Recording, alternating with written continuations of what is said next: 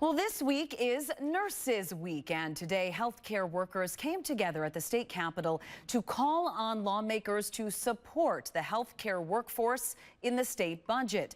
Healthcare workers say resources are urgently needed to address a spiraling crisis of understaffing, trauma, turnover, and burnout so nurses can provide quality care.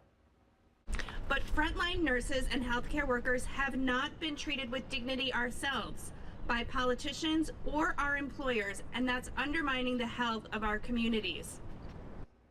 This issue is becoming more pressing as the population rapidly ages and needs more health care. The state of Wisconsin will face a shortage of 20,000 nurses by 2035 if funding initiatives and programs are not greatly increased.